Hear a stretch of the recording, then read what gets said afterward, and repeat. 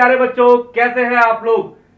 आज मैं आप लोगों को आपके प्यारे से channel Pankaj study centre English medium पे आप लोगों को वन शॉट 10th क्लास का one shot English medium science का चैप्टर 1 जिसका नाम है केमिकल रिएक्शंस एंड इक्वेशंस एक शॉट में खत्म कर दूंगा, बहुत ही कम समय में, और मजा आ जाएगा आप लोगों को। और मजा ना आया तो बताइएगा मेरे को कमेंट में लिख के, डेफिनेटली आप लोगों को मजा आएगा। ठीक है, और मजा आए तो दोस्तों को भी शेयर करिएगा, और जितना ज्यादा से ज्यादा शेयर करेंगे इसी शॉर्ट पीरियड ऑफ टाइम में आपको पूरे के पूरे वन शॉट चैप्टर्स को मैं कंप्लीट कर दूंगा बेटा। ठीक है, पूरे प्योर इंग्लिश मीडियम में। ठीक है, तो जैसा कि आपको पता है कि chemical reaction and equation class 10th का साइंस का चैप्टर 1 है। क्या है? चैप्टर 1 है।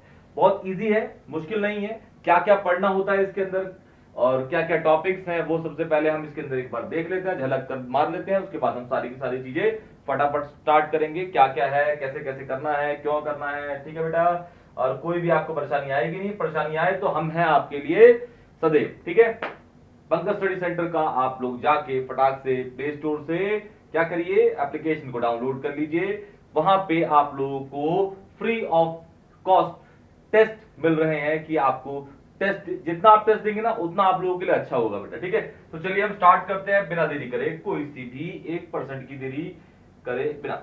ठीक है, पहले देख लेते हैं कि हमें पढ़ना क्या क्या है।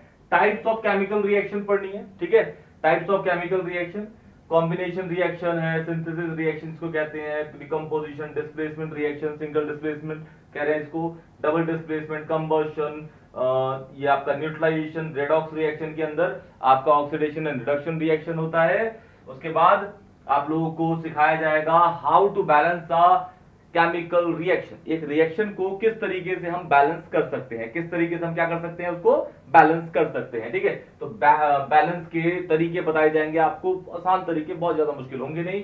ठीक है, और उसके बाद हम पढ़ेंगे लॉ ऑफ कंजर्वेशन ऑफ मास। ठीक है, law of conservation of mass basically आपका बैलेंसिंग इक्वेशन में अप्लाई होता है, कैसे होता है, क्यों होता है, आप लोगों को बता दिया जाएगा पूरा का पूरा वन शॉर्ट वीडियो के अंदर। ठीक है, फिर आपके अदर इंपॉर्टेंट कॉन्सेप्ट जो है उसके अंदर आपको कुछ टर्म्स पढ़ने हैं, और ये तो टर्म्स है मैं आपको भी स्टार्टिंग में ही पढ़ा दे रहा हूं, जो reactant product states of matters है। ठीक है ना, और उसके बाद हमें पढ़ना है कैटलिस्ट पढ़ने हैं, एंडोथर्मिक रिएक्शंस पढ़नी है। ठीक है, फिर हमें एक्सोथर्मिक रिएक्शन, फिर एंड यहां पे आएगा, ये गलत हो चुका है एंड। ठीक है, यहां एंड नहीं आएगा, थर्मोडायनेमिक्स। तो ये सारे वर्ड्स हमें पता होने चाहिए क्योंकि ये सारी की सारी चीजें पूछी जाती हैं बेटा। ठीक है, तो चलिए हम स्टार्ट करते हैं। सबसे पहले देख लीजिए। ठीक है, सबसे पहले क्या है आप समझिए, आप पढ़ रहे हैं, चैप्टर का नाम देख लीजिए फिर से एक बार, क्या नाम है चैप्टर का? नाम है chemical reaction and equations, chemical reaction and equations, chemical reactions and equation, chemical reaction and equations, chemical reactions and equation, chemical reactions and equation. क्या है? Chemical reactions and equation. ये लगाना भूल गया था, आवाज आपको थोड़ी धीरे आ रही, कोई परेशानी, अब लगा दिया मैंने। ठीक है, केमिकल रिएक्शंस एंड इक्वेशन। सबसे पहले समझिए कि केमिकल रिएक्शंस होती क्या है। ठीक है, एक रिएक्शन क्या होती है? एक रिएक्शन कुछ इस तरीके से होती है बेटा आपकी, जिसमें एक रिएक्टेंट होता है और एक एरो ऐसे बनाया जाता है, उसके बाद आपको उसमें लिखते हैं प्रोडक्ट। क्या लिखते हैं? प्रोडक्ट। रिएक्टेंट जो होते हैं उसमें क्या होता है, जब कोई भी चीजें एक दूसरे से लड़के मतलब रिएक्ट करके आपका क्या बनाती है? प्रोडक्ट बनाती हैं, तो उसे बोलते हैं पूरी की पूरी केमिकल रिएक्शन, और उसको इक्वेशंस की टर्म में दिखाया जाता है। जैसे ये एरो दिख रहा है ना, इसको इक्वेशंस की टर्म में दिखाया जाता है। तो जो भी चीज रिएक्ट करती है, जो भी चीज रिएक्शन के अंदर रिएक्ट करती है, उसको बोलते हैं रिएक्टेंट। क्या बोलते हैं? जो रिएक्ट कर रहा है उसे बोलते हैं रिएक्टेंट, और जो रिएक्ट करने के बाद बनता है, जिसको बोलते हैं बनना मतलब फॉर्मेशन, फॉर्मेशन मतलब प्रोड्यूस होना, उसी को बोलते हैं प्रोडक्ट। क्या बोलते हैं? प्रोडक्ट। तो रिएक्टेंट क्या होते हैं? जो चीज रिएक्ट करती हैं। ठीक है, तो those substances which has a tendency to those substances which has a tendency to react with each other, reacts with each other,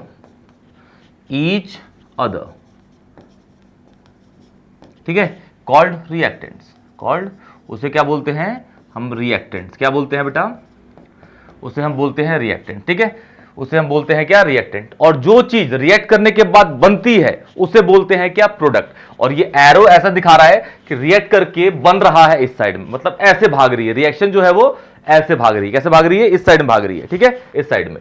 तो प्रोडक्ट के अनुसार अगर देखा जाए तो इसको बोला जाता है दो substances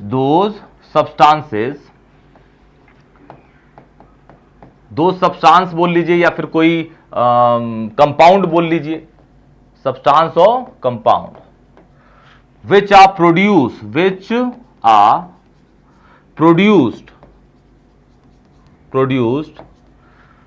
by reacting the molecules of reactant, reactant के मॉलिक्यूल्स जब एक दूसरे से रिएक्ट करेंगे तो जो बनाते हैं वो बनाते हैं क्या, आपका प्रोडक्ट। तो रिएक्टेंट जो होता है वो रिएक्ट करके क्या बनाते हैं, प्रोडक्ट। जैसे और मैं आपको एग्जांपल देता हूं, बहुत सुंदर सुंदर एग्जांपल्स होंगे आपके पास और मजा आ जाएगा, देखिए बेटा, ठीक है। कोई भी डाउट होगा तो कमेंट सेक्शन में जरूर बताइएगा। वीडियो अगर अच्छी लगे दोस्तों को शेयर करिएगा। पंकज स्टडी सेंटर के एप्लीकेशन को प्ले स्टोर पे जाइए और डाउनलोड कर लीजिए फटाक से, वहां पे आपको बहुत ही अच्छे अच्छे लेक्चर्स मिल रहे हैं, ठीक है, मिनिमम कॉस्ट पे, बहुत ही कम प्राइस रखा गया है। हमारा उद्देश्य यही है कि कम दाम में अच्छी शिक्षा को आप लोगों के पास पहुंचाना। टीचर्स की कोई सैलरी होती है तो वो थोड़ा बहुत देना पड़ता है, इसलिए वो अमाउंट है, वैसे कोई परेशानी वाली बात नहीं है, बहुत ही कम दाम है। इतना कम दाम है आप चेक करेंगे तो आपके होश उड़ जाएंगे बेटे, ठीक है। तो चलिए एक दो रिएक्शंस देखते हैं उदाहरण के रूप में, जस्ट फॉर एन एग्जाम्पल, अगर एग्जाम्पल देखें तो मान लीजिए हाइड्रोजन गैस को, ठीक है, हाइड्रोजन गैस को, अब देखिए H2 है, इसको मैंने G में लिखा है, मतलब जो हाइड्रोजन है वो G है, G मतलब गैस है। कौन से नेचर में या फिर रिएक्शन में हम किस तरीके से ले रहे हैं हाइड्रोजन गैस को, G गैस की फॉर्म में। उसको हम जब मिला देते हैं ऑक्सीजन गैस से, ठीक है, G मतलब गैस, तो हमारा बनता है H2O, ठीक है, और वो बनता है L मतलब है यहां लिक्विड, G मतलब क्या होता है, ऐसे याद रखिएगा, ऐसे लिखा जाए ना तो G मतलब होता है गैस, क्या होता है, गैसियस स्टेट, ठीक है। और अगर आपका L होता है तो उसको बोलते हैं हम लिक्विड स्टेट, क्या बोलते हैं, लिक्विड स्टेट, ठीक है। और अगर S होता है तो इसको बोलते हैं सॉलिड स्टेट, क्या बोलते हैं, सॉलिड स्टेट। अगर AQ होता है, AQ तो इसको बोलते हैं एक्वस स्टेट। एक्वस मतलब होता है बहुत सारा पानी जब किसी में डाल दिया ऐसा जाता है। जैसे आप पैसे मान लीजिए एक चम्मच ग्लास में, एक चम्मच आप डाल दीजिए नमक और उसके अंदर 1 लीटर पानी डाल दीजिए, तो 1 चम्मच नमक के मुकाबले या कंपैरिजन में जो पानी डाला गया वो बहुत अधिक है, तो जो पानी हुआ वो एक्वस हुआ, बहुत ज्यादा पानी, एक्सेस अमाउंट ऑफ वाटर लेते हैं तो हम एक्वस कहते हैं।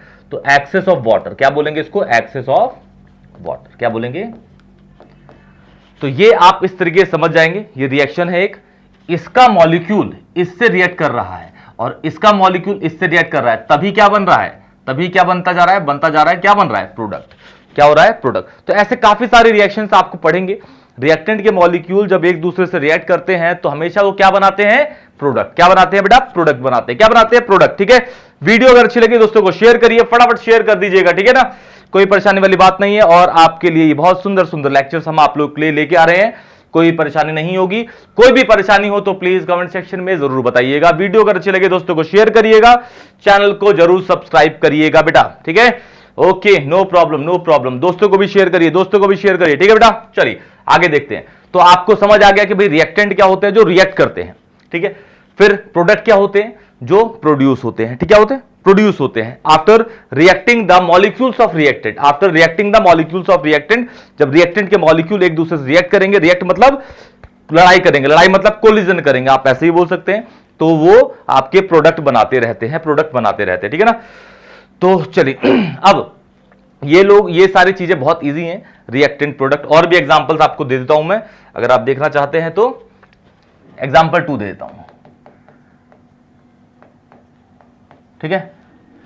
नाइट्रोजन गैस को मैं हाइड्रोजन गैस से मिला देता हूं तो हमारा बनता है NH3, और NH3 भी गैस में होता है, और NH3 को बोलते हैं अमोनिया गैस। क्या बोलते हैं? Ammonia gas. क्या बोलते हैं? अमोनिया की गैस। इसको बोलते हैं हाइड्रोजन गैस, इसको बोलते हैं नाइट्रोजन गैस। ठीक है, हाइड्रोजन गैस, नाइट्रोजन गैस, और जो बन रहा है वो है अमोनिया। ठीक है, तो ऐसे बहुत सारे आपके पास एग्जांपल्स अभी आप पढ़ते रहेंगे। ठीक है, जिसमें आप मॉलिक्यूल रिएक्टेंट के रिएक्ट करेंगे और प्रोडक्ट बनाएंगे। अब हम पढ़ते हैं क्या? Types of reactions. ठीक है, 4 तरीके की पहले हमें टाइप्स ऑफ रिएक्शन पढ़नी है, उसके बाद कुछ अलग अलग तरीके की रिएक्शंस भी आएंगी।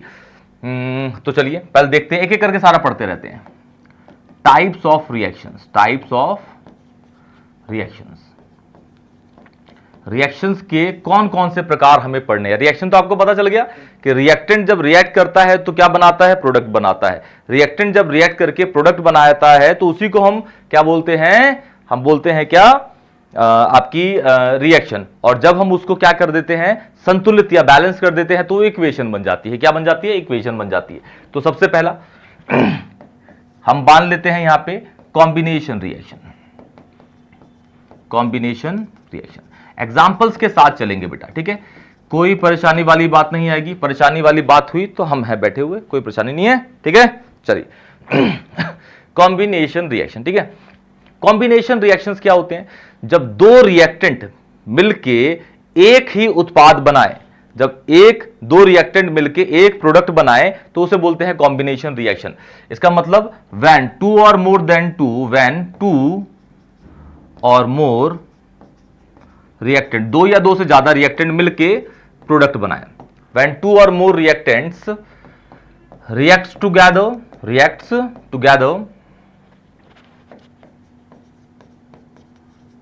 and form a single product, single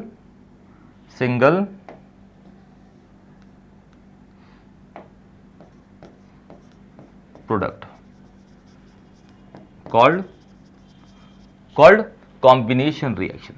जब दो या दो से ज्यादा रिएक्टेंट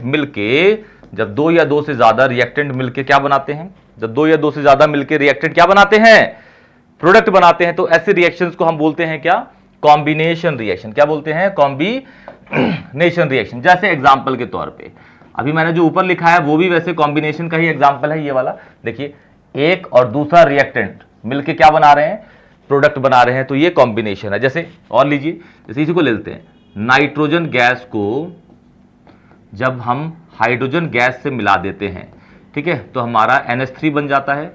बैलेंसिंग अभी नहीं सिखा रहा मैं, बैलेंसिंग अभी नहीं सिखा रहा। इसके अंदर हर रिएक्शन को बैलेंस करना पड़ेगा, लेकिन आप लोग खुद ही कर लेंगे। जब मैं पढ़ा दूंगा तो सारी रिएक्शंस को आप खुद ही बैलेंस कर लेंगे। और जो भी रिएक्शंस अभी मैं इस्तेमाल करवा रहा हूं वो सब कुछ रिएक्शंस को मैं बैलेंस करके दिखाऊंगा जब वन शॉट इसी वीडियो के अंदर आपके पास आएगा वो टॉपिक। ठीक है, तो अभी पहले समझिए बस कि नाइट्रोजन गैस को हाइड्रोजन गैस से मिलाया गया तो आपका अमोनिया बन गया।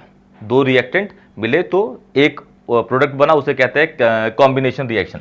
दूसरा देखेंगे H2 gas plus O2 gas. बहुत सारे एग्जांपल्स हैं, लेकिन ये कॉमन एग्जांपल्स हैं जो मैंने पढ़ाए हैं, वही बच्चों को दिमाग में रहते हैं। ठीक है, अच्छे उतने ही बहुत अच्छे हैं, कोई परेशानी वाली बात नहीं है।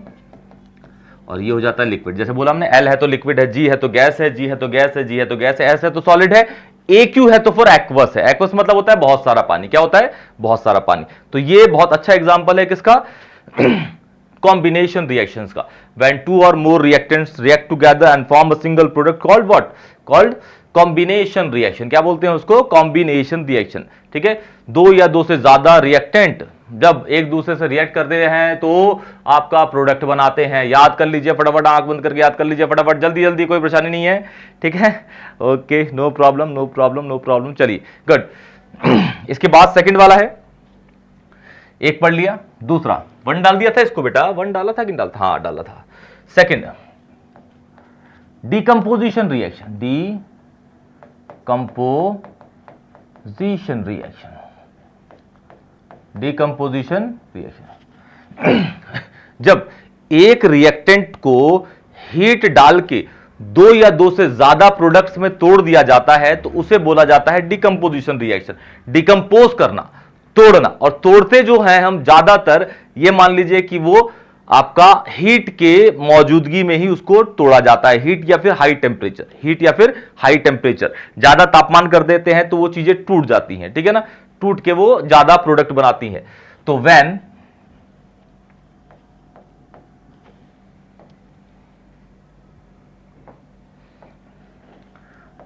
a single reactant reacts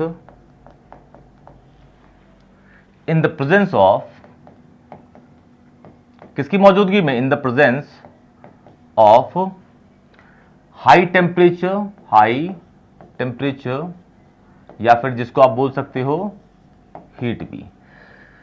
When a single reactant reacts in the presence of high heat, high temperature or heat, and form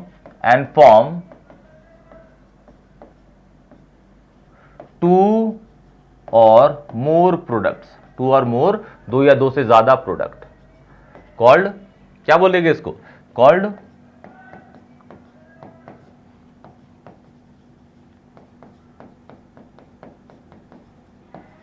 decomposition reaction. क्या बोलते हैं इसको, डिकम्पोजिशन रिएक्शन, ठीक है। डिकम्पोजिशन रिएक्शन ऐसी चीजों को बोला जाता है, क्या बोला जाता है, डिकम्पोजिशन रिएक्शन, ठीक है, ओके। जय भोले बाबा, जय भोले बाबा। जैसे एग्जांपल में हमारे पास है चूना पत्थर, क्या है, चूना पत्थर, CaCO3, इसके बहुत अलग अलग नाम है। इसी को हम लाइम स्टोन भी कहते हैं, लाइम स्टोन भी कहते हैं। इसी को हम कैल्शियम कार्बोनेट भी कहते हैं, कैल्शियम कार्बोनेट भी कहते हैं। और इसी को हम बोलते हैं क्या, आपका मार्बल, जो घर में लगे होते हैं ना, पत्थर लगे होते हैं जिससे घर अच्छा दिखता है, साफ सुथरा दिखता है, मार्बल, इसी को हम बोलते हैं मार्बल, ठीक है। इसको ये बोल लीजिए या फिर ये बोल, इसको जब आप हीट के प्रेजेंस में रखेंगे तो ये दो चीजों में टूट जाता है। एक हो जाता है, इसमें से CO2 निकल जाता है, CO2 गैस है तो गैस को लिख दो, और गैस जो होते हैं उनके जो एरो होते हैं वो ऊपर डाले जाते हैं, मतलब गैस जो है वो एटमॉस्फेयर में भाग गई। कहां भाग गई, एटमॉस्फेयर में चली गई। कहां चली गई, उड़ गई, क्योंकि गैस जो होती है वो लाइट होती है, लाइट जो चीजें होती हैं वो एटमॉस्फेयर में उड़ जाती हैं, ठीक है ना। हमारा वजन है इसलिए हम धरती पे हैं बेटा। हमारा वजन अगर हम भी बहुत कम मास के हो जाए तो हम भी कहां पे उड़ जाएंगे, कहां उड़ जाएंगे। और दूसरा बनता है इसके अंदर CaO, जिसको बोलते हैं calcium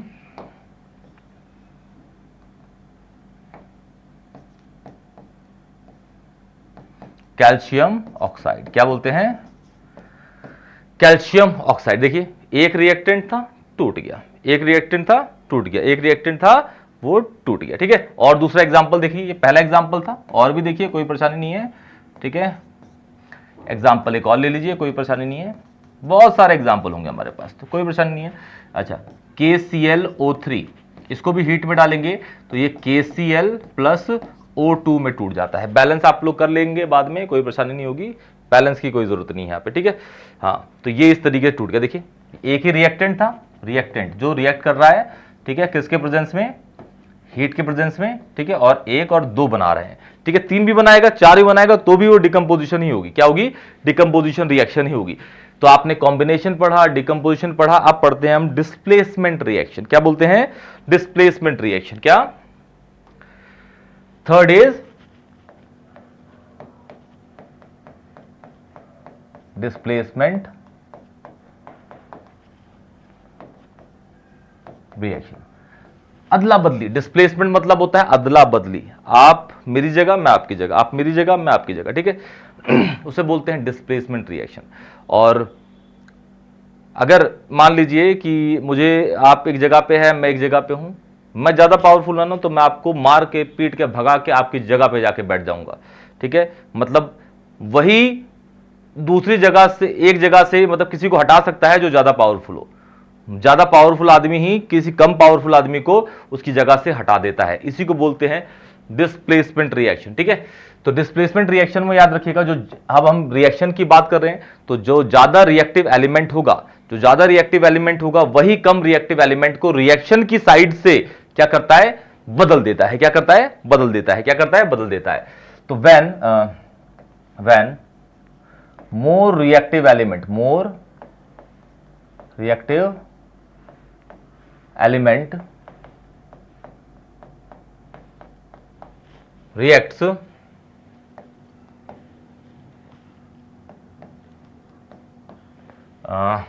when more reactive element displace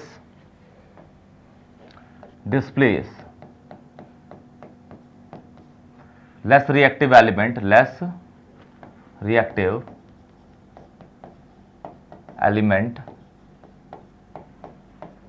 in a balanced chemical equation, balance जो संतुलित रिएक्शन होगी, अब बैलेंस अभी सिखा दिया जाएगा। बैलेंस केमिकल इक्वेशन जैसे एग्जांपल के तौर पे, ठीक है,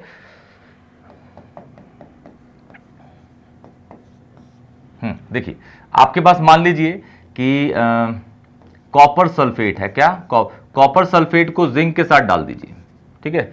और याद रखिएगा, जिंक जो है ये वाला, कॉपर से जिंक जो होता है वो ज्यादा रिएक्टिव होता है। याद रखिएगा, zinc is more reactive than copper. Zinc जो है वो कॉपर से ज्यादा रिएक्टिव होता है। Zinc is more reactive than copper, इसीलिए ये बदलेगा। जो जिंक है वो कॉपर को वहां से हटा देगा, तो ये यहां चला जाएगा और ये इसकी जगह पे प्रोडक्ट में, तो ये जिंक के साथ सल्फेट लग जाएगा और ये बन जाएगा कॉपर अलग। कॉपर भारी होता है तो डाउनवर्ड लगा दीजिएगा इसको, ठीक है, डाउनवर्ड। ये है zinc sulphate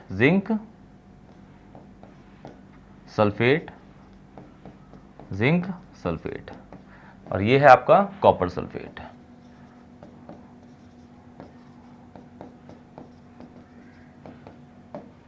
zinc and copper sulphate. तो देखिए, जो ज्यादा था रिएक्टिव उसने कम रिएक्टिव वाले को बदल दिया, ठीक है। इसे बोलते हैं डिस्प्लेसमेंट रिएक्शन। और एक ही बदला तो इसको डिस्प्लेसमेंट या फिर सिंगल डिस्प्लेसमेंट रिएक्शन के नाम से भी इसको जाना जाता है। सिंगल डिस्प्लेसमेंट, क्योंकि एक ही बदला ना, एक ने एक को बदला, तो सिंगल डिस्प्लेसमेंट रिएक्शन। रिएक्शन के नाम से भी इसको हम जानते हैं। ठीक है बेटा, ठीक है। तो लिखते रहिएगा, सब बहुत बढ़िया चलेगा, कोई परेशानी नहीं है, ठीक है। और इसके साथ मैं आपको क्वेश्चंस भी दिखाऊंगा, ठीक है, वन शॉट में नहीं, आगे, ठीक है, कोई परेशानी नहीं होगी। ये क्वेश्चंस ही इंपॉर्टेंट है, ये तो रिवीजन है, वन शॉट में आप जल्दी से जल्दी इसको रिवाइज कर ले रहे हो, कोई प्रॉब्लम नहीं होगी। लेकिन मेन जो चीज है कि आप बोर्ड में क्या लिखेंगे वो इंपॉर्टेंट होता है। बोर्ड में लिखना ही वाला इंपॉर्टेंट चीज है बेटा। बोर्ड में अगर कम लिखा तो नंबर कट जाता है तो क्या होगा?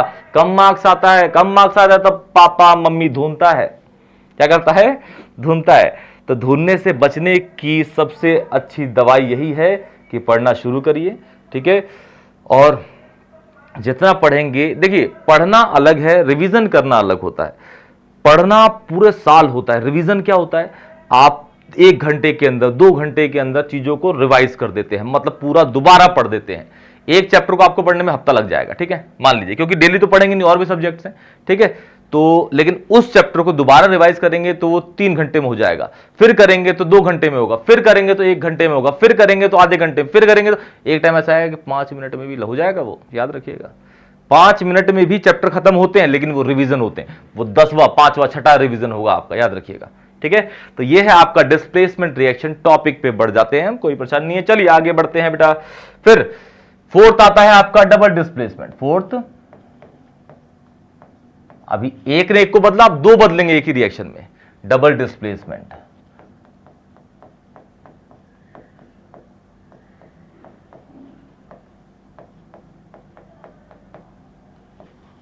Double displacement reaction.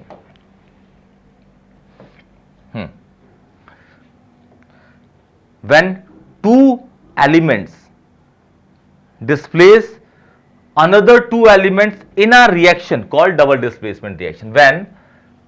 When 2 elements displace to another elements in a reaction called double displacement. double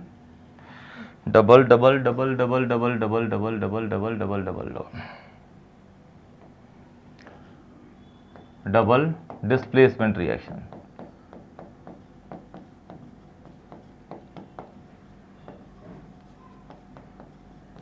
double displacement reaction जैसे एग्जांपल के तौर पे देखिए, मान लीजिए कि आपके पास है Na2CO3 है, ठीक है, Na2CO3 क्या है, Na2CO3, ठीक है, इसके अंदर डाल दिया मैंने जिंक सल्फेट, क्या डाल दिया, जिंक सल्फेट। तो जो ये है ये इसकी जगह चला जाएगा और जो ये है वो इसकी जगह पे चला जाएगा, ठीक है। तो इस तरीके से चीजें चेंज हो जाएंगी। ये है आपका सोडियम कार्बोनेट, सोडियम कार्बोनेट क्या होते हैं, सोडियम कार्बोनेट। याद रखिए कंपाउंड्स के नाम भी आपको पूछे जाएंगे, जैसे H2SO4 is sulphuric acid, CH3COOH is आपका विनेगर, बहुत तरीके के हैं, ठीक है। ये जिंक सल्फेट, क्या है ये, जिंक सल्फेट, ठीक है, जिंक सल्फेट। तो Na जो है वो सल्फेट के साथ आ जाएगा, ये हो जाएगा Na2SO4, सोडियम सल्फेट कहेंगे अब इसको, सोडियम सल्फेट, ठीक है। और जो जिंक है वो कार्बोनेट के साथ जाएगा, तो इसे बोलेंगे ZnCO3 zinc carbonate, zinc carbonate, क्या बोलेंगे इसको जिंक कार्बोनेट, क्या बोलेंगे इसको, जिंक कार्बोनेट, ठीक है ना, ओके, ठीक है। तो ये है आपकी डबल डिस्प्लेसमेंट रिएक्शन, क्या है ये, आपकी डबल डिस्प्लेसमेंट रिएक्शन है, ठीक है ना। अब हम पढ़ते हैं न्यूट्रलाइजेशन रिएक्शन, क्या है, न्यूट्रलाइजेशन रिएक्शन, क्या है, neutralisation reaction. Fifth,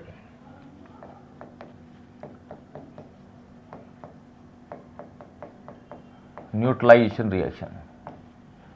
neutralisation reaction जो होती है वो वैसे आपके नेक्स्ट वाले चैप्टर में भी है, जो एसिड और बेस का है, ठीक है। न्यूट्रलाइजेशन रिएक्शन, न्यूट्र ई है, ठीक है, न्यूट्रलाइजेशन रिएक्शन। जब एक एसिड एक बेस के साथ मिलाया जाता है तो सॉल्ट और पानी बने, तो उस रिएक्शन को क्या बोला जाता है, न्यूट्रलाइज करना, क्या करना, न्यूट्रलाइज करना, ठीक है। When an acid and base reacts together and form क्या, salt and water, salts and water as a product called क्या बोलते हैं इसको, called neutralisation reaction, neutralisation reaction उसे बोलते हैं न्यूट्रलाइजेशन रिएक्शन, क्या बोलते हैं बेटा, न्यूट्रलाइजेशन रिएक्शन। एक एसिड और बेस, देख लीजिए एग्जांपल्स में, जब एक एसिड एक बेस के साथ मिले तो आपका सॉल्ट और पानी बनता है, इसी रिएक्शन को क्या बोला जाता है, क्या बोला जाता है, आप बोलिए न्यूट्रलाइजेशन रिएक्शन। जैसे हाइड्रोक्लोरिक एसिड को सोडियम हाइड्रोक्साइड के साथ डाल दीजिए, ठीक है, तो Na को Cl के साथ लगा दीजिए, क्या बन गया, NaCl, खाने वाला नमक होता है, और OH को लगा दीजिए H के साथ, ठीक है, तो ये बन जाएगा आपका H2O, OH और एक H, दो H और O, H2O, Na और Cl, NaCl, ठीक है। तो ये है आपका, ये आपका एसिड हो गया, ये आपका क्या हो गया, बेस हो गया, ये आपका सॉल्ट हो गया, और H2O तो दुनिया जानती है कि वो है जल पीने वाला, पानी होता है, क्या होता है, पानी होता है पीने वाला, ठीक है। अब बहुत इजी है, कोई परेशानी नहीं, और भी एग्जांपल देखते हैं, चलिए कोई परेशानी नहीं है। One more example I will show you, one more example I will show you, no problem at all, चलिए कोई परेशानी नहीं है, ठीक है। अब देखिए, जैसे HNO3 इसको बोलते हैं नाइट्रिक एसिड, क्या बोलते हैं, नाइट्रिक एसिड। नाइट्रिक एसिड को हमने KOH के साथ मिला दिया, पोटेशियम हाइड्रोक्साइड, इसका नाम है पोटेशियम हाइड्रोक्साइड, पोटेशियम हाइड्रोक्साइड। ठीक है, तो देखिए जरा, ये जो OH है ये इसके H के साथ भागेगा। OH जो H के साथ है वो बना देगा आपका जल, जिसको हम बोलेंगे वाटर। ठीक है, ठीक है, बचा क्या, जो K है वो NO3 के साथ भाग जाएगा, तो ये बन जाएगा KNO3। इसको बोलते हैं पोटेशियम नाइट्रेट, पोटेशियम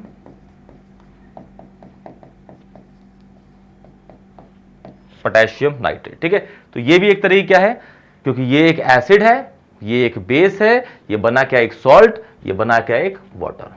तो ये है आपकी एक न्यूट्रलाइजेशन रिएक्शन। न्यूट्रलाइजेशन रिएक्शन क्या है, ये न्यूट्रलाइजेशन रिएक्शन क्या है, न्यूट्रलाइजेशन रिएक्शन क्या है, न्यूट्रलाइजेशन रिएक्शन। ओके, कोई परेशानी? नो परेशानी, नो परेशानी, नो परेशानी। ठीक है, ठीक है, ठीक है, ठीक है, ठीक है।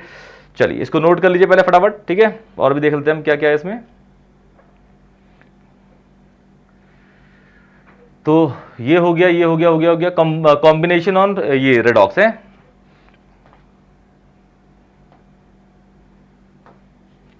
देखिए आगे फिफ्थ, कंबशन, सॉरी कॉम्बिनेशन नहीं, कंबशन, कंबशन रिएक्शन। कंबशन क्या होता है भाई? कंबशन किसी भी चीज को ऑक्सीजन O2 एयर की प्रेजेंस में जला के धुआं धुआं कर देना इज कॉल्ड कंबशन रिएक्शन। किसी भी चीज को, दुनिया में कोई भी चीज अगर आपको जलानी है, कंबस्ट करनी है, तो वहां पे ऑक्सीजन की मात्रा होनी चाहिए। ऑक्सीजन की मात्रा अच्छी भी होनी चाहिए, तभी वो पूरा जलेगा। कम होगी तो वो वहीं पे आधा जल के बुझ जाता है बेटा। क्या हो जाता है? बुझ जाता है। जैसे कार्बन को हम जलाते हैं, कार्बन को हम जलाते हैं, कार्बन को जलाएंगे तो अगर अच्छे से जलाएंगे, पूरी ऑक्सीजन के साथ जलाएंगे तो CO2 बनता है, और कम ऑक्सीजन की सप्लाई या कम ऑक्सीजन की प्रेजेंस में जलाएंगे तो CO2 नहीं, CO बनता है। CO2 कार्बन डाइऑक्साइड है और CO होता है आपका कार्बन मोनोऑक्साइड। दोनों कंबशन है, एक कंप्लीट कंबशन है, एक इनकंप्लीट कंबशन है। तो इसको लिखेंगे कैसे? When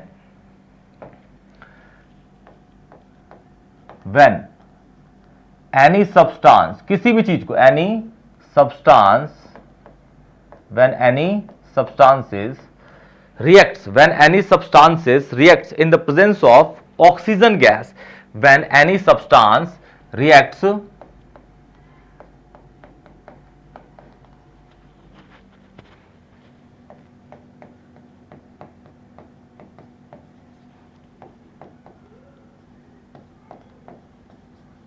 when any substance reacts in the presence of oxygen gas called and produce oxides, बनाता है वो ऑक्साइड, produced oxides called क्या? combustion reaction। उसे बोलते हैं combustion reaction, combustion reaction। उसे क्या बोलते हैं? Combustion reaction. क्या बोलेंगे उसे? Combustion reaction. ठीक है, जैसे कार्बन को जलाया आपने O2 के साथ, और O2 जो डाली कंप्लीट, फुल डाला, भर भर के डाला, कंप्लीट फुल सप्लाई। ठीक है, फुल सप्लाई लिख देते हैं, पूरा डाला गया, तो जो बनेगा वो बनता है CO2, और इसको बोलेंगे हम कंप्लीट कंबशन। क्या बोलेंगे इसको? Complete combustion, complete combustion. क्या बोलेंगे इसको? Complete combustion.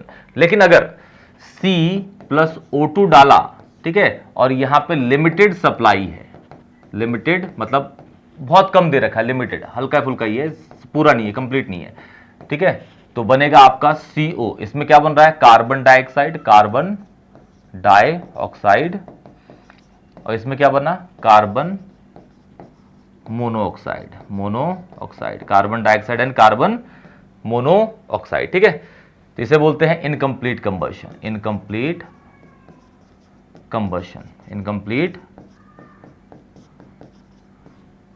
कंबशन। क्या बोलते हैं इसको? Incomplete combustion, incomplete combustion. ठीक है, बहुत सारी चीजों को हम जला सकते हैं, ऐसे कोई परेशानी नहीं है। ठीक है, जैसे कार्बन को जलाया हम, तो ये बनाना ऑक्साइड ही है। देखिए यहां भी ऑक्साइड है, ये भी क्या है? मोनोऑक्साइड। ऑक्साइड तो है ना, ऑक्साइड ही बन रहा है। क्या बन रहा है? ऑक्साइड बन रहा है। ठीक है, इसे बोलते हैं कंबशन रिएक्शन। क्या बोलते हैं? कंबशन। और देखिए, जैसे मैं बोलूं आपको कि हाइड्रोजन गैस को मैं ऑक्सीजन गैस से रिएक्ट कर दे रहा हूं, तो इसका मतलब जो H2 का है मैं जला रहा हूं, इसके साथ इसकी रिएक्शन कर रहा हूं, तो मतलब इसको मैं जला रहा हूं, तो क्या बनता है ये H2O। क्या बनता है H2O। ये भी गैस है बेटा, है ना, और ये लिक्विड बनता है। बैलेंस हम कर लेंगे, बैलेंस की कोई परेशानी नहीं है, वो हम कर लेंगे, अभी सीख लेंगे, और सारी जितनी पढ़ाई रिएक्शन से एक ही साथ बैलेंसिंग कर देंगे। पहले समझिएगा, बैलेंसिंग बहुत इंपॉर्टेंट है वैसे भी, ठीक है। तो ये है कंबशन, इसको पूछा जाए तो क्या लिखोगे, कंबशन ऑफ H2 है। कंबशन इसको बोला जाए तो क्या हो रहा है इसमें, combustion of hydrogen gas.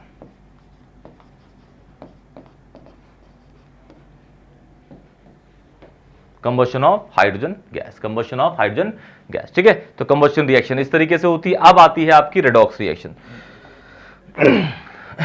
6 redox reaction, बीच में डाल देता हूं, रेडॉक्स रिएक्शन। रेडॉक्स रिएक्शन जो होती है ना, वो दो तरीके से मिलकर बनती है। पहले देख लीजिए, रेड एंड ऑक्स, ठीक है। रेड जो होता है इसके अंदर वो होता है रिडक्शन, और ऑक्स जो होता है वो oxidation. This is called reduction, reduction, ठीक है।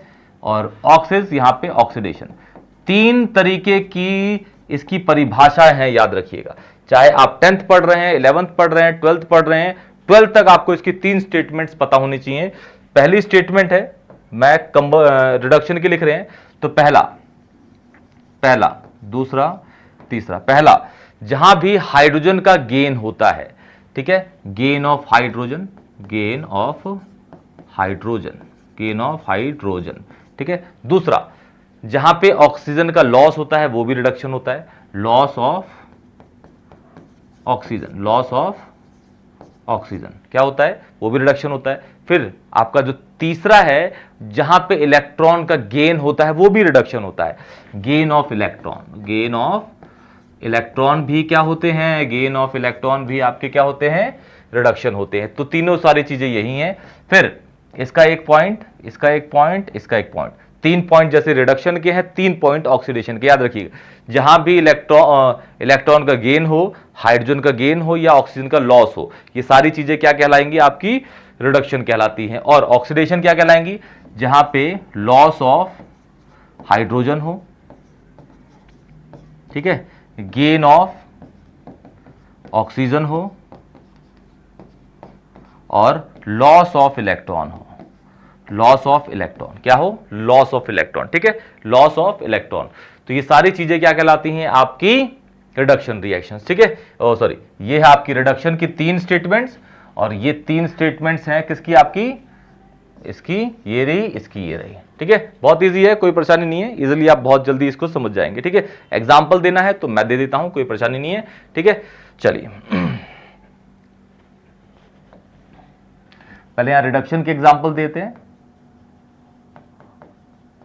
यहां देते हैं ऑक्सीडेशन के, ठीक है। देखिए रिडक्शन, नाइट्रोजन गैस को हम हाइड्रोजन गैस से मिला देते हैं, ठीक है। अभी देखिए रिएक्टेंट में नाइट्रोजन के पे हाइड्रोजन नहीं है ना, लेकिन ये इससे रिएक्ट करेगा तो क्या बना देगा, NH3। तो देखिए नाइट्रोजन पे अब ऑक्सीजन आ गए, तो गेन ऑफ क्या हुआ, गेन ऑफ क्या हुआ, हाइड्रोजन, यहां पे गेन ऑफ हाइड्रोजन है,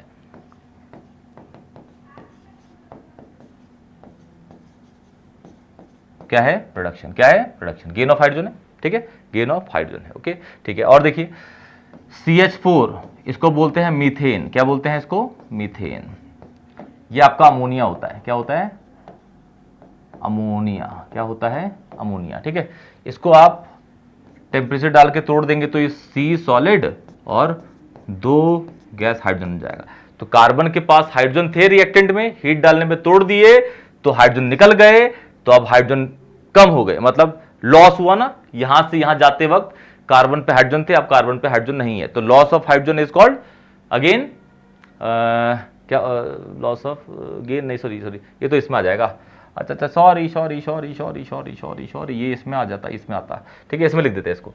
तो CH4 मीथेन गैस होता है, सॉरी सॉरी सॉरी सॉरी, कोई बात नहीं, बड़े बड़े शहरों में छोटी छोटी बातें होती रहती हैं, ठीक है, कोई ऑप्शन नहीं है।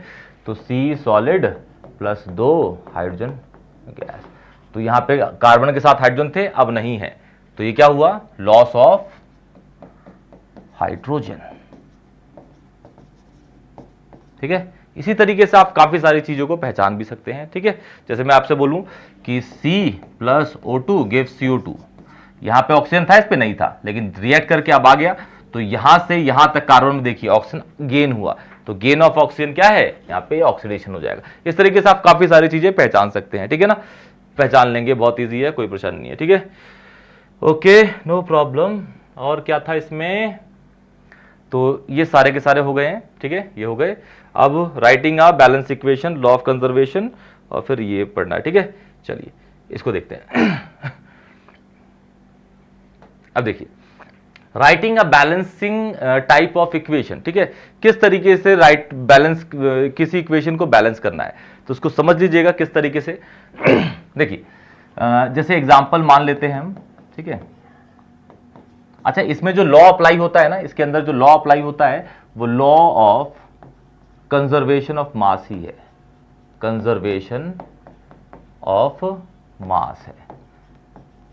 कहता मालूम है क्या है ये लॉ, ये कहता है लॉ कि mass can neither be created, mass को कभी ना बनाया जा सकता है ना मास को नष्ट किया जा सकता है, वो हमेशा बराबर रहता है। अगर एक रिएक्शन के उसमें देखा जाए तो एक संतुलित बैलेंस केमिकल इक्वेशन में रिएक्टेंट का मास और प्रोडक्ट का मास हमेशा बराबर रहता है। ये कहता है लॉ ऑफ कंजर्वेशन ऑफ मास। मैं दोनों स्टेटमेंट्स लिख देता हूं। पहली स्टेटमेंट देख लीजिए, ये है मास can neither be created nor be destroyed, nor be, ना बन सकता है ना उसको हटा सकते हैं। दूसरी तरीके से इसको कैसे बोल सकते हैं इसी चीज को, ठीक है, mass of reactant, mass of is equal to the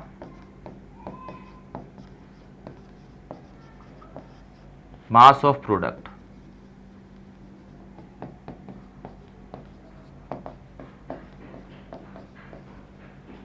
in a balance chemical equation. देखिए अभी दिखाऊंगा आपको मैं, balance chemical equation, balance chemical equation, balance chemical equation की बात हो रही है, ठीक है ना। ये दोनों को याद रखिएगा। जैसे यहां मैं बात करता हूं कि भाई नाइट्रोजन है मेरे पास, नाइट्रोजन गैस को जब मिलाया गया हाइड्रोजन गैस के साथ तो क्या बन गया, अमोनिया बन गया, अमोनिया वो भी गैस है, बिल्कुल ठीक है, कोई परेशानी नहीं है। अब ये हो गया आपका, ये वाला पोर्शन आपका रिएक्टेंट हो गया है, ठीक है, क्या हो गया, रिएक्टेंट हो गया, और ये वाला पोर्शन आपका क्या हो गया है, प्रोडक्ट हो गया है, ठीक है। रिएक्टेंट प्रोडक्ट में एक ही तरीके के एलिमेंट्स होंगे। देखिए यहां पे भी नाइट्रोजन और हाइड्रोजन है, यहां भी नाइट्रोजन हाइड्रोजन है। यहां नाइट्रोजन देखिए कितने हैं, हाइड्रोजन, यहां नाइट्रोजन देखिए और हाइड्रोजन देखिए, ठीक है। यहां पे नाइट्रोजन कितने हैं, 2 हैं, यहां कितने हैं, 1 है। तो यहां पे क्या करिए, जो नाइट्रोजन के आगे हमेशा बैलेंस करने के लिए आप इस फॉर्मूले के आगे लगाते हैं, क्या लगाएंगे, आगे लगाएंगे, पीछे नहीं, नीचे नहीं लगाएंगे, आगे लगाएंगे। तो यहां पे लगा दीजिए 2। तो यहां नाइट्रोजन कितने हैं, 2 हैं, यहां कितने हो गए, 2। अब इसको कैसे पढ़ेंगे, 2 नाइट्रोजन और 2 को 3 से गुना करेंगे तो हाइड्रोजन, नाइट्रोजन कितने हो गए, 2, और 2 को 3 से गुना करेंगे तो हाइड्रोजन, ठीक है। तो ये हो गए आपके 2 यहां पे नाइट्रोजन और ये 2 यहां पे नाइट्रोजन। अब यहां पे हाइड्रोजन कितने हैं, 2 हैं, ये हाइड्रोजन देखिए 2 गुना 3 हाइड्रोजन, 2 गुना 3 हाइड्रोजन, 2 गुना 3 हाइड्रोजन, ठीक है। तो 6 हो गए यहां पे कितने हैं, 2 हैं, तो यहां पे 3 लगा दीजिए, 3 गुना 2 हाइड्रोजन, तो कितने हो गए, 6, और यहां भी क्या हो गए, 6। तो ये रिएक्शन देखिए आप क्या होगी, बैलेंस होगी। अब मास देखते हैं इसका, एक नाइट्रोजन का मास कितना होता है, एक नाइट्रोजन का मास होता है आपका कितना, 14 ग्राम, लेकिन यहां पर नाइट्रोजन है 2, तो 2 का दुगना हो जाएगा 28 ग्राम, कितना हो जाएगा, 28 का ग्राम, ठीक है। अब यहां पे एक हाइड्रोजन है, 6 हाइड्रोजन है, लेकिन एक हाइड्रोजन का मास होता है 1 ग्राम, तो 6 से गुना करते ही ये हो जाएगा आपका 6 ग्राम, ठीक है। यहां देखिए इसको 2 हटाइए, पहले 2 हटाइए, n का कितना होता है 14, और 3 हाइड्रोजन है तो 3, 14 प्लस 3 कितने हो गए, 17, और 17 को आप किससे मल्टीप्लाई करोगे, 2 से, तो कितना आ जाएगा, 34 ग्राम। देखिए एक बैलेंस इक्वेशन है ना, जिसमें 2 नाइट्रोजन है, 6 हाइड्रोजन है, ठीक है। तो 28 प्लस 6 कितना हो गया, 36, बैलेंस से देखिए, ये तो बोला गया था mass of reactant is equal to the always equal to the mass of product balance chemical equation में, ठीक है। तो इस तरीके से आप रिएक्शन को और भी तरीके से बैलेंस कर सकते हैं। जो भी रिएक्शंस लिखी है सबको मैं बैलेंस कर देता हूं, जैसे कि मैंने बोला था आपसे भी, ठीक है। और देखिए जैसे हाइड्रोजन गैस को ऑक्सीजन गैस से मिला दिया गया तो आपका क्या बन गया, H2O। ये लिक्विड होता है, गैस गैस, ठीक है। This is reactant and this is product, है ना। This is what, product, and this is क्या है, ये रिएक्टेंट। कौन कौन सा एलिमेंट है, हाइड्रोजन है और ऑक्सीजन है, हाइड्रोजन है और ऑक्सीजन है। कितने हाइड्रोजन है, 2 हैं। यहां कितने हैं, 2 हैं, बराबर, ठीक हो गए। यहां ऑक्सीजन कितने हैं, 2 हैं। यहां कितने हैं, 1, तो यहां पे 2 से मल्टीप्लाई कर दीजिए।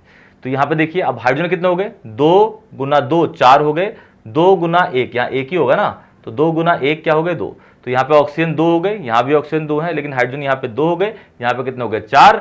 तो यहां पे क्या कर दीजिए, 2 से गुणा कर दीजिए। तो अब यहां पे हाइड्रोजन कितने हो गए, 4, यहां पे कितने हो गए, 4, ऑक्सीजन कितने हो गए, 2, ऑक्सीजन कितने हैं, 2। तो ये हो गए 4 4 2 2। मास देखेंगे इसका हो जाएगा 4 ग्राम। एक हाइड्रोजन का 1 होता है, 4 है तो 4 हो गए। एक ऑक्सीजन का होता है आपका 16, 2 के हो गए 32 ग्राम, ठीक है। यहां देखिए इसमें हाइड्रोजन कितने हैं टोटल, पूरे में 4, तो 4 ग्राम हो गए, ठीक है। पूरे में ऑक्सीजन कितने हैं, 2, तो 2 का कितना हो गया, फिर से 32 हो गया, कितना हो गया, 32 ग्राम। तो कितना हो गया, ये हो गया टोटल 36 ग्राम। और ये भी देखो, इन दोनों को मिलाओगे तो भी क्या हो गया, 36 हो गया। तो इस तरीके से आप किसी भी रिएक्शंस को बैलेंस कर सकते हैं, ठीक है। एक देता हूं मैं, आप लोग जरा होमवर्क में उसको करिएगा बेटा। चलिए ओके, बढ़ते हैं आगे। ठीक है ठीक है ठीक है ठीक है ठीक है, इसको बैलेंस करिएगा। CH4 मीथेन होता है, ऑक्सीजन गैस से रिएक्ट कराया तो CO2 प्लस H2O बन गया, ठीक है। ये है methane, oxygen gas, carbon dioxide और वाटर, ठीक है। और भी काफी सारे आपके पास एनसीईआरटी में वैसे रिएक्शंस होंगी। ये लीजिए एक और लिख देता हूं, CaCO3 को हीट में डाला तो CaO प्लस CO2। और लिखिए KClO3 हीट में डाला तो KCl प्लस O2 है। इसको बैलेंस करना है आपको, सबको क्या करना है, आपको बैलेंस करना है। क्या करना है, बैलेंस करना है, बैलेंस करना है। क्या करना है, बैलेंस करना है, ठीक है। और इजी है, बैलेंस करना इंपॉर्टेंट है। कोई भी रिएक्शन हो ना, उसको सबसे पहले बैलेंस करिए, तभी उसको आगे पढ़ने में मजा आएगा बेटा, ठीक है। Balance is important, balancing is important बेटा, balancing is damn important, damn damn damn important, okay. चलिए, अच्छा, law of conservation of mass लिख दिया मैंने। रिएक्टेंट का मास हमेशा प्रोडक्ट के मास के बराबर होगा, ठीक है। ये पढ़ा दिया मैंने, लिख दूं क्या फिर से एक बार, चलिए लिखता हूं। पहले स्टेटमेंट 1 इसकी है ना, दोनों स्टेटमेंट लिखता हूं, लेकिन जो इंपॉर्टेंट है वो पहली वाली इंपॉर्टेंट है, ठीक है। ये वाली, पहली वाली, मास कैन नीदर बी क्रिएटेड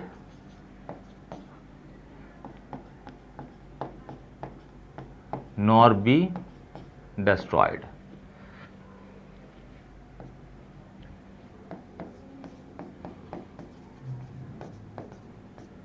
ठीक है। Statement 2,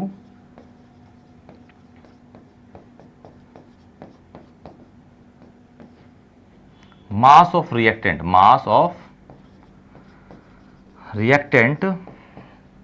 is always equal to the mass of product, ठीक है। तो अभी आपने देखिए सारी की सारी चीजें थी, ये सारी की सारी करी हुई है, देखिए बैलेंस कर रखा था ना, कौन से लॉ पे, ये लॉ लिखे हुए हैं, ठीक है। एक स्टेटमेंट ये हो गई, एक स्टेटमेंट ये हो गई, कौन सा भैया, लॉ ऑफ कंजर्वेशन ऑफ मास, है ना बेटा। चलिए गुड। अब ये इंपॉर्टेंट टॉपिक्स थे कुछ, ठीक है। यहाँ पे 4 रिएक्शन है, वो मैं सारी कराया था आपको। रिएक्टेंट बता दिया गया है, जो रिएक्टेंट होते रिएक्ट करते हैं, प्रोडक्ट बनते हैं, और उनकी स्टेट्स को कैसे, जी, लिक्विड, सॉलिड और एक्वस की फॉर्म में बताया जाता है, ठीक है। ये गैस होता है, लिक्विड होता है, सॉलिड होता है, ये क्या होता है, एक्वस होता है, ठीक है। ये सारी चीज होगी। अब कैटलिस्ट,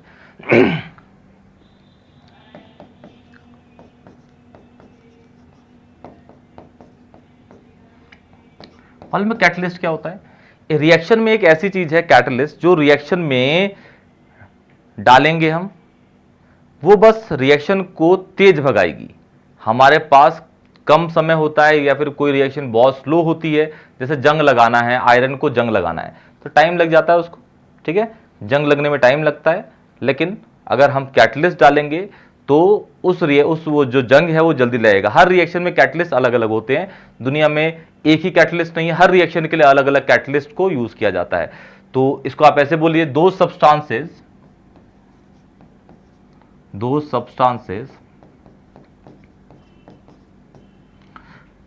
विच स्पीड अप, मतलब इंक्रीज करती है, speed up the rate of reaction, the rate or speed of reaction,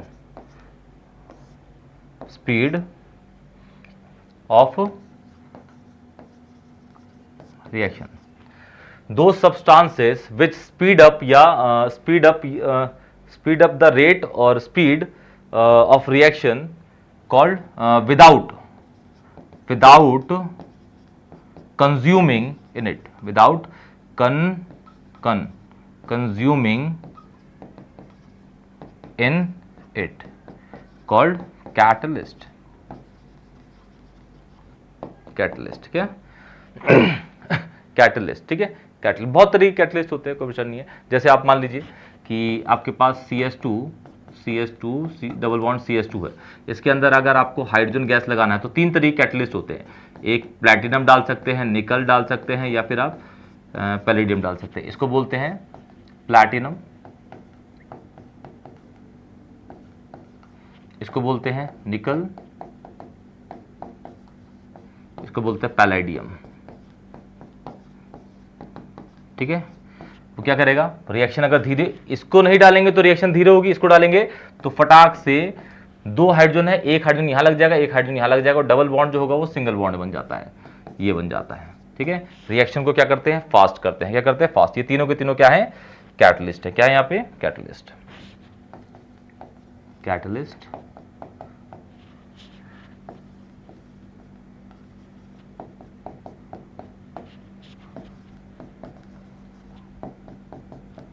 catalyst, ठीक है। फिर ये हो गया कैटलिस्ट। अब एंडो और एक्सोथर्मिक एक साथ पढ़ा देता हूं मैं।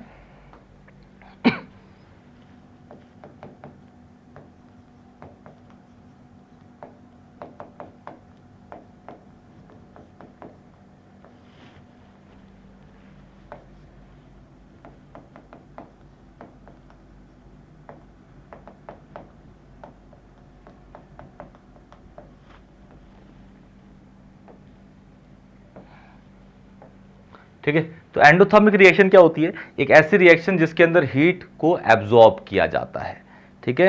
हीट जहां पे एब्जॉर्ब हो वो रिएक्शन क्या होती है, एंडोथर्मिक, और जहां पे हीट क्या होती है, निकल जाती है, एमिट हो जाती है, रिलीज हो जाती है एटमॉस्फेयर में, उसको बोला जाता है एक्सोथर्मिक रिएक्शन। तो दोज रिएक्शंस, एग्जांपल के साथ, those reactions in which heat और एनर्जी, हीट या एनर्जी बोल लीजिए, हीट या energy get absorbed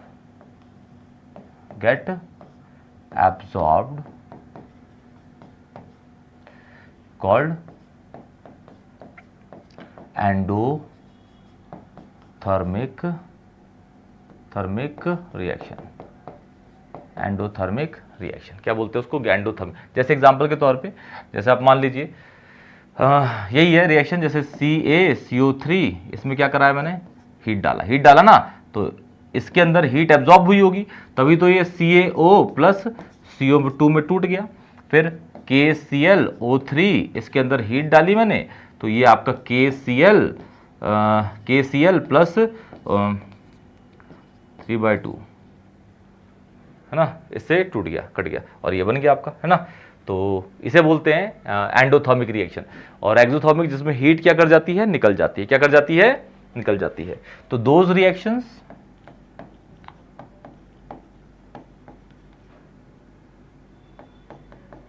in which heat या फिर energy get released in a reaction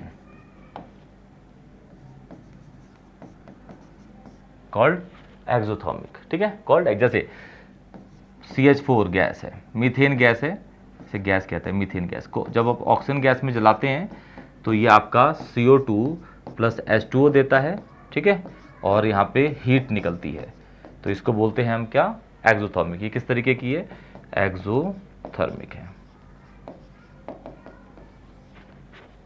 ठीक है, एक्सोथर्मिक रिएक्शन है। क्या है, एक्सोथर्मिक रिएक्शन है, क्या ये, एक्सोथर्मिक रिएक्शन। ओके, ठीक है ना, ओके, गुड गुड गुड, चलिए गुड,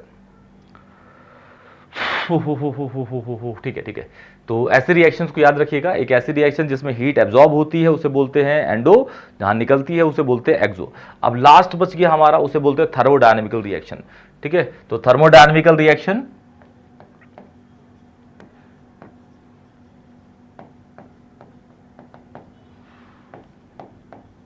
या रिएक्शन, या फिर आप इसको थर्मोडायनेमिक्स के नाम से भी जान रहे हैं, थर्मो। तो ये बेसिकली जो वर्ड है, ये जो वर्ड है आपके पास, ये एंडोथर्मिक, एंडोथर्मिक और एक्सोथर्मिक से ही मिलके बना है, क्योंकि ये वो हीट की ही बात करता है, एक्सोथर्मिक, ठीक है। तो जैसे थर्मो मतलब क्या होता है, थर्मो को अगर देखा जाए तो इसका मतलब होता है हीट, और डायनेमिक्स मतलब होता है फ्लो।